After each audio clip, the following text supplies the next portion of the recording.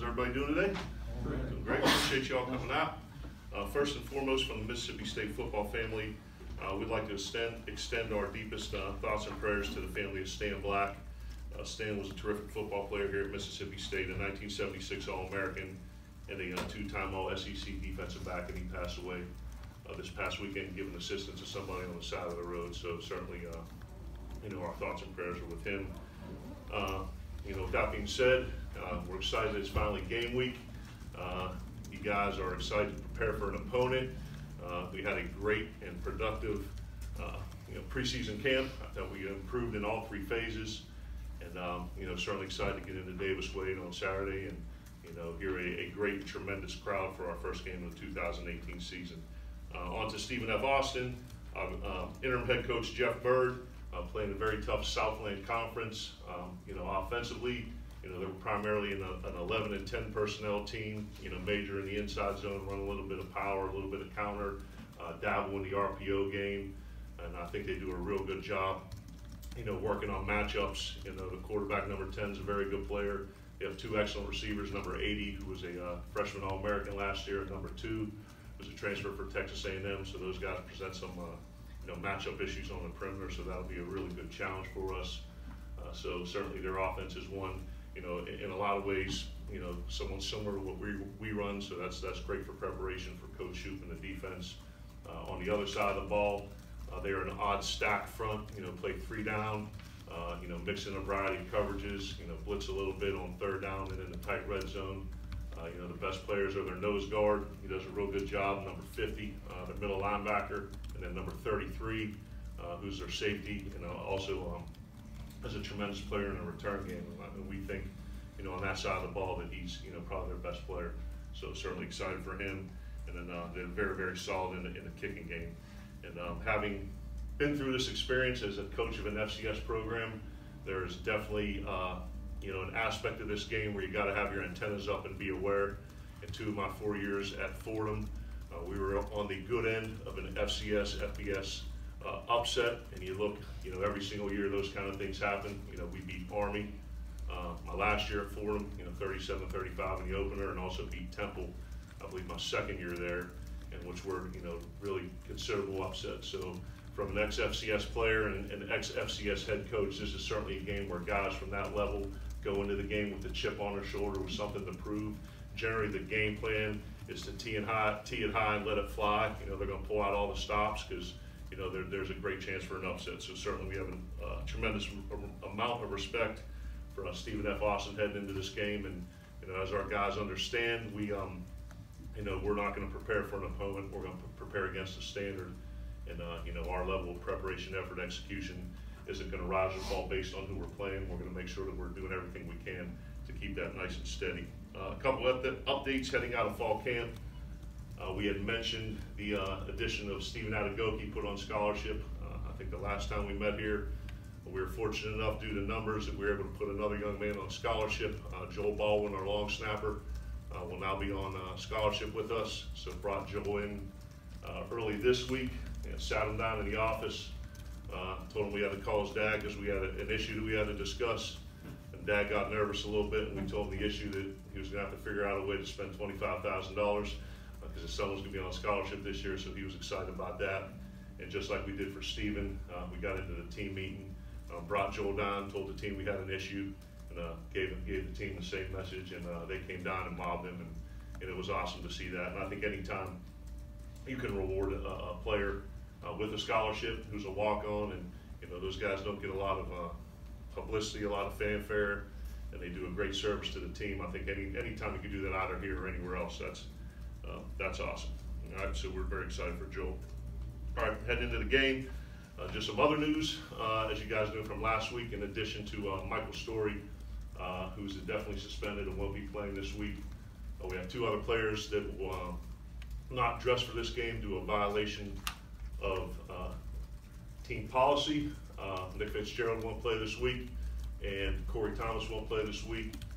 Nick's violation of team rules occurred in March. And since that time, he's been elected team captain. He's had an awesome spring ball. He's had an awesome summer conditioning workout and had an awesome preseason camp. He's been a great leader, been a great teammate. So, Nick will serve a suspension and won't play this week and come back and be our starter against Kansas State. And then Corey will also be sitting out this game. And our guys certainly understand. We talk about choices and consequences and decision making and accountability. And certainly they understand that they're going to have to deal with the consequence of their choice. And then we're going to see those guys back on the field soon. So certainly excited about that. And then KT's going to do an awesome job. We have a next man in philosophy that when someone goes down, the person who replaces them is going to do as good or better of a job. And KT and Jalen Maiden and Logan are going to do a real good job there. So with that said, like I said, excited for the first game. Fired up to get on the field and open it up to questions. Get a mic, T. Brett. on Nick being out for this week, did y'all kind of divvy up reps in preseason camp knowing that he wouldn't be in this game, or does that start now with Keaton and the starting reps? Well, going back to spring ball, because how we operate with the no-huddle system, there's an abundance of reps to go around. So Nick throughout spring ball and throughout fall camp had taken the ones. KT had taken all the twos, and certainly the other guys, and then Jalen into camp. And then since Friday when we began Stephen F. Austin prep number 1, KT's been taking the 1 reps and the other guys have been doing the 2s.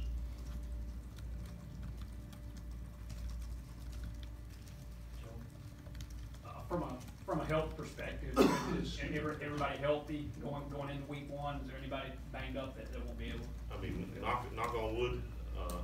I think Thomas Collins and our staff in sports medicine have done an unbelievable job. I think at this point heading into the game, it's bumps and bruises. There's not anyone right now where you look at the injury report and say that they're going to miss a game or be out for an extended amount of time. So I think we're very fortunate in that regard. Pretty healthy for week 1 coming out of a very, very physical fall camp. Coach Shute mentioned, I think it was last week, about the game day communications and a bunch of different voices involved. How did y'all kind of work on that in the scrimmage? And Shute's going to be in the box, right? Yes. So 2 things. One, how have you kind of coordinated with 3 different coordinators helping you in the play calling experience, and then with Coach Shute being up in the box, how has that been settled? I think that last scrimmage that we had on the Wednesday, where we went through essentially the entire pregame sequence, finishing meetings, coming over, doing the dog walk.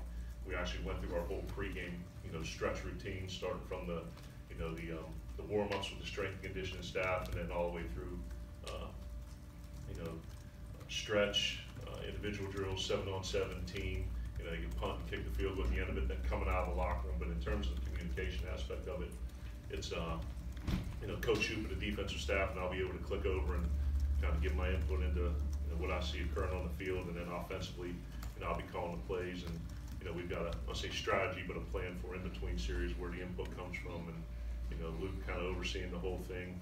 Andrew, who's got an extensive amount of experience in this system, calling plays. Coach Huff, who's been with me at Penn State, and certainly the value that Coach Johnson and Coach Hudspeth bring to the run game and protections. You said with the battle at punter that you were looking for more, you're just looking for consistency with those guys. How's that coming along? Yeah, Tucker's gonna be the start punter, and Coach is gonna back him up. And at the end of the day, we chart all those things, and we review them on a daily basis. And it really comes down to distance, hang time, and operation. And from that standpoint, both of the guys did a great job, but we felt that Tucker gave us the best opportunity to be successful. Hopefully, we ain't doing much punting. I'm not a big fan of the punt, but I know it is a necessary evil. So if we have to, hopefully, Tucker's gonna do a great job with it. Is there anything you want to tell the students going into this game? Ring responsibly. No, I think it's I'm excited for my first time in the stadium. So to be honest, I think I'm coming from a place where I felt it was one of the best student sections in the country at Penn State, and I've heard very much the same about Mississippi State. You hear the writers and the media and the people who have covered games here saying it's the best atmosphere in the country. So I want them to arrive early. I want them to be as loud as they can and give us a true home field advantage. And I think that at the end of the day, the students, the fans, the alumni are going to be very proud of the product that we put on the field. You got to watch Keaton start the tax slayer both under different circumstance. But Yeah. when it became clear to you that he was going to start this game, did you go back to that film at all, or did you stay entirely with what you've seen in practice? I saw it in person from the booth, and then I had watched the film on it, afterward. But certainly, it's like any position that you're going to craft and tailor the game plan, to the strengths of the guys who are going to be out on the field. And certainly, Nick and KT share a very similar skill set. But certainly, it's like with any other position, you're going to major in the things that you think that they do the best and can help the offense be successful, and kind of minor in some of the other things. But in terms of a game plan and construction of it and application of it, there's really not much, not much change from what we would ask Nick to do and what we would ask KT to do. So thank you. Other questions? Tyler? As soon as the decision came out about Nick, how did you see the guys kind of respond to that, and how did they kind of rally around Keaton? I think the guys have a tremendous amount of belief in Keaton, obviously, because of how talented he is, and that he's had the opportunity to go into a game, particularly a bowl game under circumstances with an interim staff against a Heisman Trophy winning quarterback, and bring the team to a great win in the bowl game. But I think part of it stems from that, and you hear me talk about the culture of the program and what we're looking to do relative to the little things and accountability and discipline and attention to detail. And I hope one of the things that we've been successful of, one of the things we've been able to kind of build and foster is that idea of next man in. So I think on top of what KT brings to the table as a player, that our team has a belief that we're going to handle prosperity and handle adversity. And when you're hit with a little bit of adversity like this, you got to bow your back. You got to get your chin off your chest. You got to stand strong and trust that KT's a very, very good player. We're going to put him in a position to be successful, and he's going to give him an opportunity, and he's going to play great in the game. Coach, you talked about Stephen F. Austin being similar offensive scheme, and Yep. you haven't helped in preparation for them. But what can you do otherwise? Being the first game, you don't have a whole lot of film on. Do you go back to last year, or do you go back to the spring game, or how do you exactly scout your first? Yeah, our whole, I'm sorry, I apologize, I didn't interrupt. The whole game plan is comprised off of last year's tape. So generally what you do when you're breaking down an opponent, for the first one, you get all the games from the prior season, and then offense and defense won't use the same games in the breakdown. So offensively, we're going to pick the offenses whose schemes most resemble what we do and take the breakdown from there. And then defensively, Coach Shoup will look for teams that play 4 down, mix in the 3 down stuff, some of the pressure stuff. So usually, not usually, that's always what occurs. You're going to pick the teams in the prior year who run schemes most similar to what you do. Obviously, game situations would dictate such if you would need it, but would Jalen be Keaton's backup on Saturday? Right now, we got Jalen and Logan Burnett as an or, and both of those guys have been splitting reps with 2s, and it's just, for a true freshman, to come in and who hadn't been taking all those repetitions with the 1s or the 2s, that's a lot to ask of him. But in terms of a package has kind of been reduced, like I said, to maximize his strengths and kind of minimize the inexperienced aspect of it. And Logan's a guy that's been with us, understands the system, and can execute.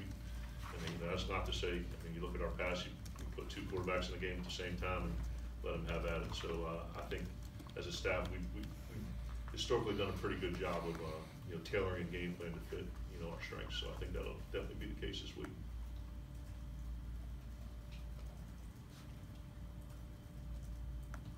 Anything else? Nothing about the beard? A little disappointed. So as a side note, enter the season no beard, playoff beard in November, so it'll make an appearance towards the tail end of October. In case anyone's wondering. All right. Oh, Tyler has one more. Yeah, just one more about Nick. How did you see him personally take this decision, and do you think he's going to be a better leader this season because of it? Yeah, and I think that's, one of the great things about Nick is, he understands. And I think it goes back to the fact that he's got the vote of the team because he was elected captain. So I think Nick is about the right things. I think he can respond to this the right way. And then we'll come back Kansas State week, and we're going to get a season rolling the way we all kind of hoped it would unfold. Has he known the whole time that he was going to be suspended, or did this just come up? Yeah, I'm not going to get into I'm it. just- No, it's a violation of team rules, and I don't wanna kinda get into the details of the communication aspect of it. All right, That's it. perfect, thank All right. you.